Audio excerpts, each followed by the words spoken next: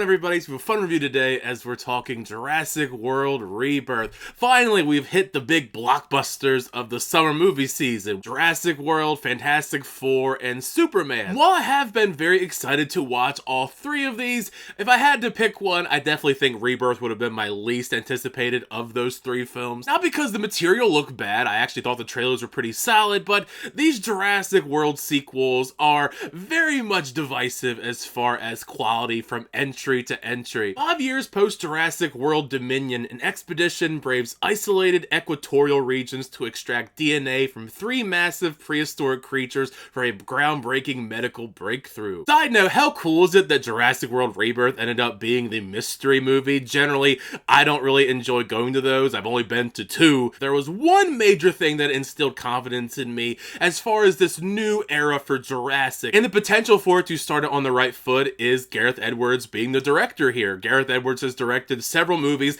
that I've quite enjoyed. He did the 2014 Godzilla, Rogue One, A Star Wars Story, and The Creator. A major takeaway from all of those films is his creative vision behind the camera is breathtaking, and that's no different here with Rebirth. His direction really nails the look, feel, and the creative magic behind framing these dinosaurs. Every single sequence with dinosaurs in it, you feel the scale of them. Most often, that's pretty nice, but in doing so, Rebirth never shies away from highlighting how terrifying and intense dinosaurs can be, depending on the situation. One moment I am in awe of these dinosaurs and the wonder behind them, and I'm on the edge of my seat with these mutant dinosaurs running around, particularly the D-Rex. Among the new additions, that one is the stuff of nightmares. He's still incredibly cool. Out of the majority of the dinosaurs we've seen throughout the Jurassic franchise, this has to be one of, if not the scariest dinosaur. For the sake of nostalgia, like, let's be real, the majority of these Jurassic sequels are banking on a lot of nostalgia. Conceptually, it's fun enough returning to get DNA samples from the original research facility in a callback to the original Jurassic Park. That's besides the fact that apparently these dinosaurs were just far too hardcore for the original Jurassic Park, so they just had to stay here. Sure, there's an endless amount of cliche beats the story hits along the way that I'm gonna definitely bring back later. When those big blockbuster moments hit within Rebirth, I can't deny that it's incredibly entertaining. Most thrilling out of all of them for me probably was a tie either between this really intense sequence set on the river or this big confrontation that they have in the water with the mosasaur. It makes sure to have a good variety of different dinosaur action set pieces in this. Occasionally there are lulls within the storyline where I was really craving some dinosaur action. Usually though, more often than not, I felt pretty satisfied with the amount of dinosaurs we got on screen. Speaking of other elements besides the dinosaurs, one of the major things that makes or breaks a Jurassic film outside of them is the human ensemble. And for the most part here, I like the human ensemble in Rebirth.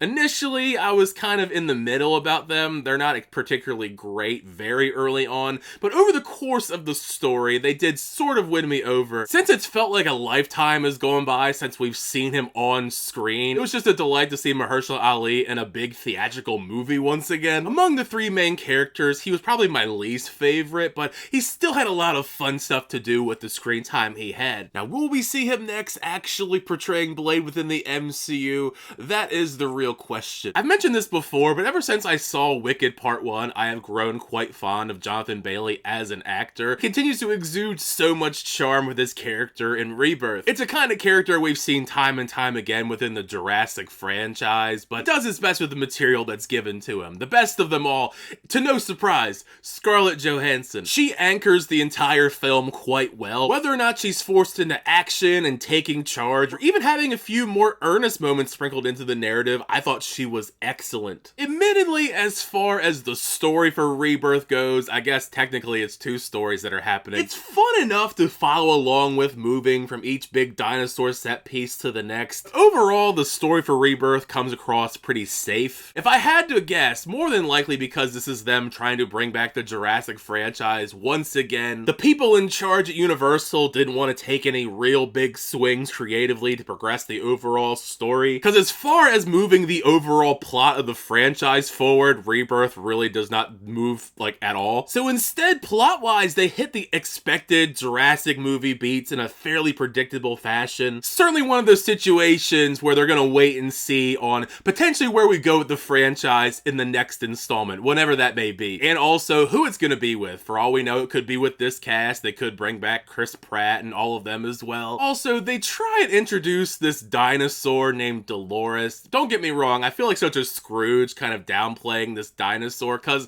it's an adorable dinosaur figure in the story. And the movie and the marketing really wants to get you behind loving this dinosaur, but it's another thing that feels so forced and studio mandated. Basically, it's boiled down to the Baby Yoda effect. Like, we need a cute little thing that we can push a bunch of merchandise on for kids and just people that like Jurassic World. All around, I mostly had a fun time with Jurassic World Rebirth. Gareth Edwards and company carved an interesting new path forward, highlighting the classic feel of the franchise, yet managing to put his own spin on things, especially when it comes to reminding audiences dinosaurs are equally scary as they are entertaining. I'm not necessarily sure yet where I would rank this among the rest of the franchise. I might put out a ranking later on, but I'm not entirely sure. I am very fascinated to see how general audience goers are going to feel about Rebirth, just because those previous 3 Jurassic World films, most general audience members were very mixed upon those sequels as well, even if all 3 of these movies made $1 billion. So I'm definitely going to be following to see just how audiences react to this, and also potentially if Rebirth hits $1 billion as well. Either way, make sure you share your thoughts down below once you get a chance to check out Jurassic World Rebirth. Did you like the film? Did you not like the film? Thank you guys, as always, checking out videos. I always do appreciate it. Make sure you like the video and also subscribe to the channel to update reviews, reactions, unboxings, and more. Until next time, I'll see you guys later.